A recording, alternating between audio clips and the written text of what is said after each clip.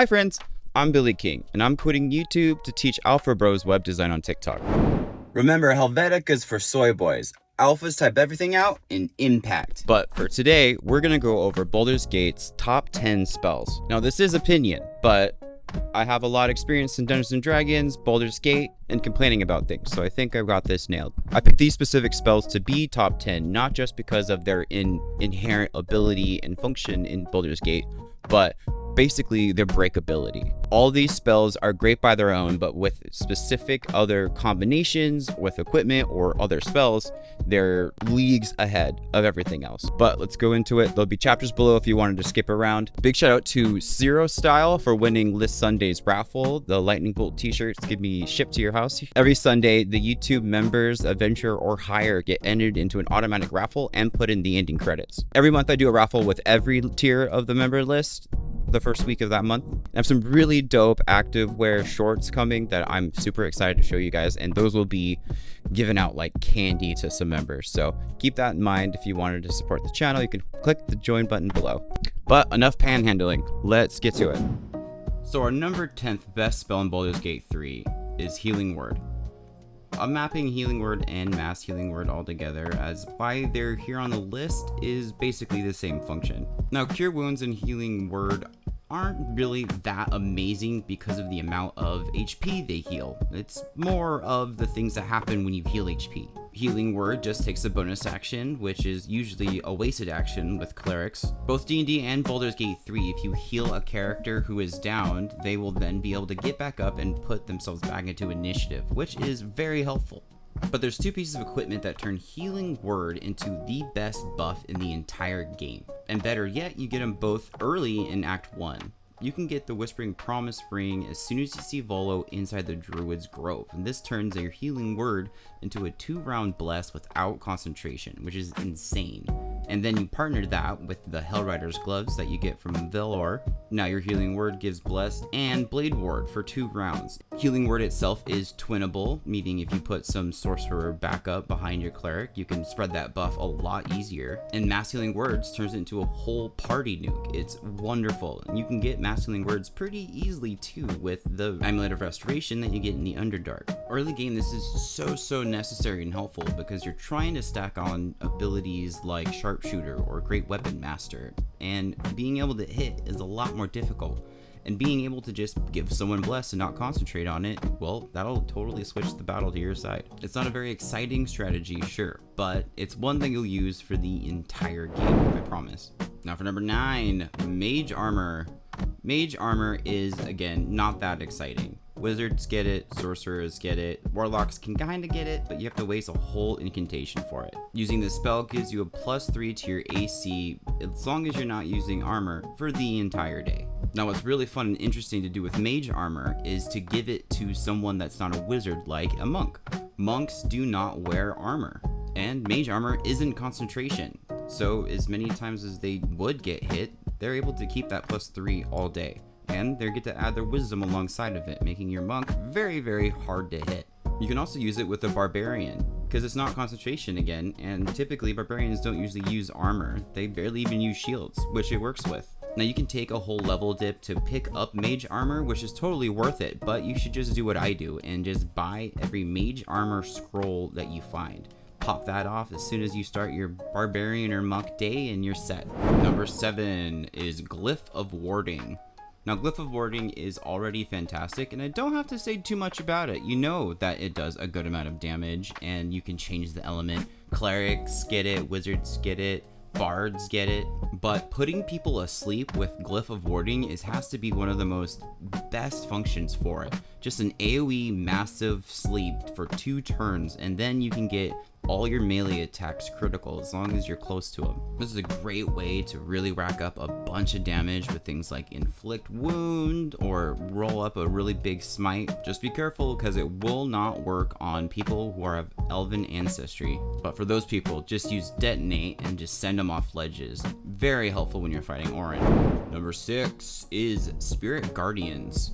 Now, Spirit Guardians is one of the best 3rd level spells that clerics get Well, it might be the best spell that clerics get for offense, really. Keeping a halo of radiant or necrotic death around you while you use things like Misty Step or Dimension Door to bamf from place to place around the battlefield, constantly getting people tripped up.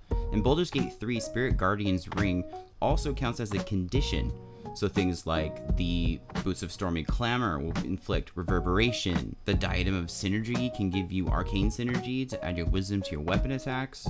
I like to use Falara Louve and then just add additional thunder damage to each time a spiritual guardian hits somebody. But combining it with the luminous gloves or the coruscation ring is by far the best way to go about this, as every time you tag somebody with a radiant guardian, they will then have Radiant Orb, which is going to lower their ability to attack you. And if they don't attack you, you can't drop concentration. It's fantastic. My favorite part about playing a Lore Bard is picking up Spiritual Guardians with magical secrets. It's also one of the few spells that are really, really great to use while you go into Wild Shape with the Druid.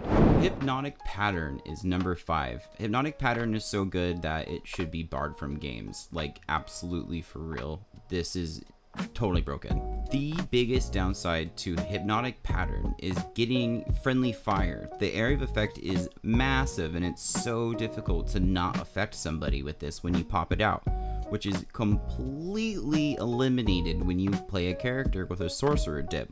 The Meta Magic Careful spell will make sure all of your friends automatically succeed on that save, meaning you can just plop this down in the middle of a huge fight and just remove all the enemies from the battle for 2 whole rounds as they're just sitting there hypnotized. A+ spell.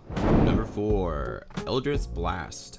Now in Baldur's Gate 3, the name of the game is hitting multiple consecutive times. That is how you do the most damage. Eldritch Blast lets you do this without spending a spell slot. You can amp up the damage insanely using your incantation to add your charisma modifier, using the Portent Robes to add your modifier again. The Shutterspine Amulet turns it into a 2-stack reverb for each blast. You can put Radiant Orb on it. Through a mix of using Haste and Action Surge and Quicken spells, I was able to do 19 Eldritch Blasts in one single turn. This spell is absolutely nuts. But the same reasons that make Eldritch Blast so powerful are the same reasons why number 4 is on this list.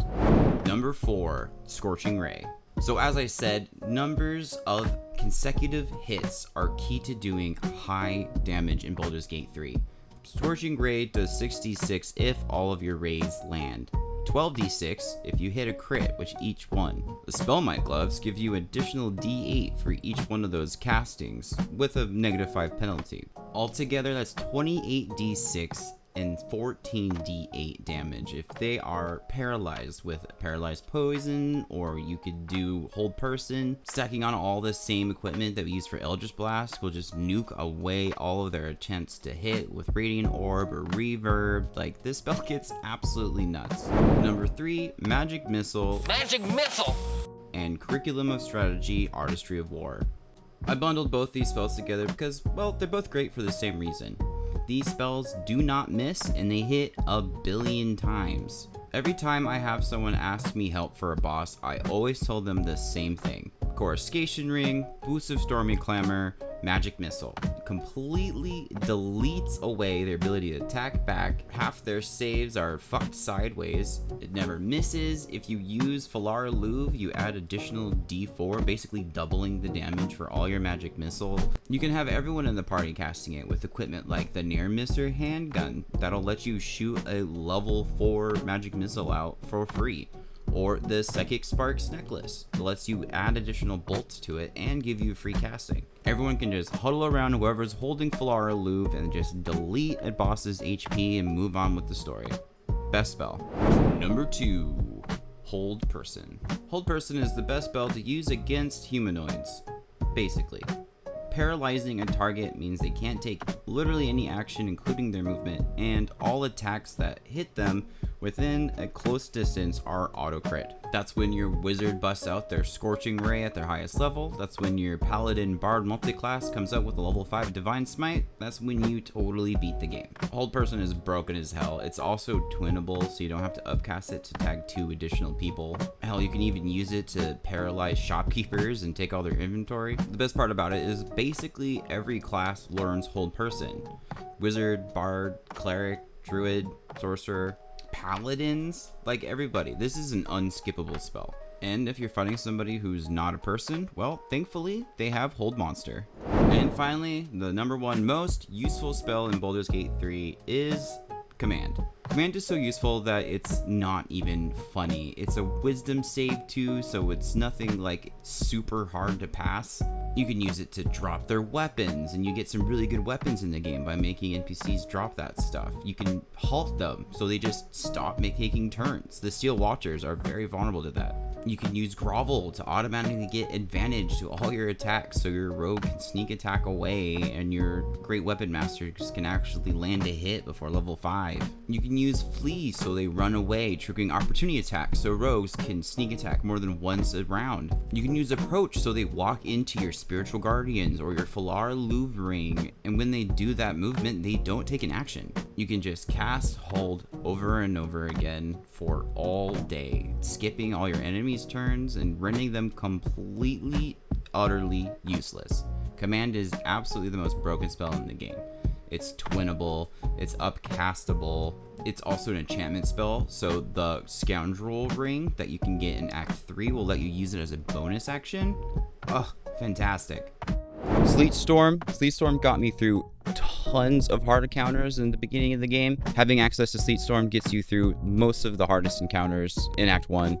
It didn't make the list because you kind of need to make your team members immune to prone, which is a little extra easy to do, but therefore it wasn't added. An Irresistible Dance is king of the 6th level slot. No save, skips a boss's turn, and then they'll have to continue making wisdom saves to keep it running. It's wonderful if you stack on mental fatigue, therefore their wisdom saves are -4 the whole time. I don't think I've ever fought Saravac and had a hard time because I've always just popped this on them and just coasted right through it. But if you liked my video, I would really appreciate a like and a sub. It'll help the channel immensely. I've been making more videos about D&D classes, and the response hasn't been as dominant as my Baldur's Gate 3 stuff. I really want to make D&D content about new D&D content, classes you haven't heard of, spells you haven't seen, mechanics that are just newly invented, stuff like that. But I will always continue making Baldur's Gate 3 builds and lists and all that fun stuff still, now and forever. I'd like to thank all my sponsors, but especially those guys right there. Again, anyone who is a member in the adventure tier or higher gets put in the ending credits, and they're also entered automatically into a raffle that pulls every Sunday. Waffle. I don't know why I said it like that. Okay, guys. Bye. I love you.